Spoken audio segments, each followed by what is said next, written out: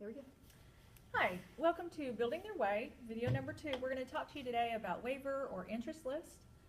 Kelly, can you tell us what an interest list is? Sure. Interest list is a list that you'll put your child on that says that you're showing interest in one of the programs available in the state of Texas for children and adults with disabilities, whether it's a intellectual disability, a physical disability, or maybe a behavioral disability. Okay.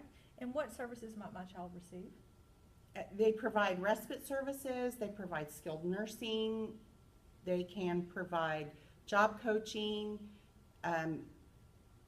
Day-hab. independent living services. Each program kind of has its own little niche of services, depending on the program that you get on. But they all really are intended to help support the family and keep the family intact by providing the support in the home that you need to be successful.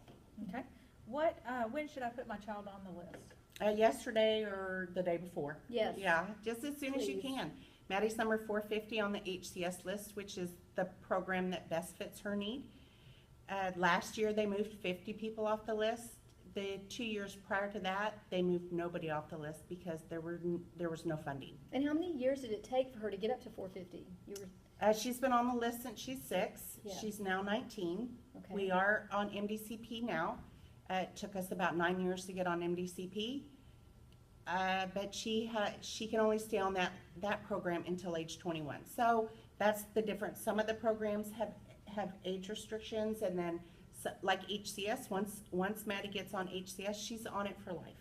And would you recommend just putting your child on every list? Absolutely, get on every list. And most lists, aside from Texas Home Living, are Medicaid waiver programs. And what that means is that they do not take your household income into account to qualify your child for services. Okay. And what if I don't think my child will ever need adult services? It's probably better to get your child on the list now, and when their name comes up and they call you and your child doesn't need the services, you can just decline them and they will move on to the next family that does need the service. You want to have options. You don't know what the future holds, and you don't know when they're 5 or 6 what their adult life is going to look like. So Sure. you want options. So put them on the list at birth. Yeah, the secret list. What if I can't wait and I need services right now? Well, unfortunately, I didn't put my daughter on the list early enough, and so she was 22 when she got on the list, and I put her on for HCS and Texas Home Living. And she graduated at 19, and we did go through Texas Workforce, and they helped her get a job with Walmart. Took them 10 months, but they helped her get a job. She's been there 2.5 years.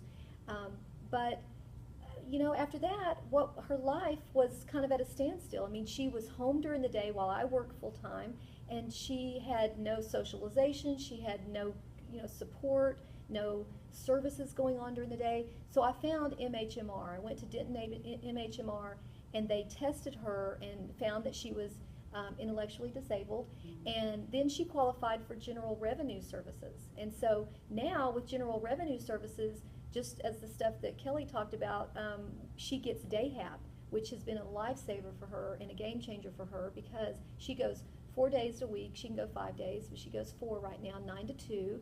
And they exercise together, they group solve together, they cook, they shop, they volunteer in the community. They're doing all this stuff together, and she's learning skills that she wouldn't have being home alone all day. So, I mean, I'm really thankful for that.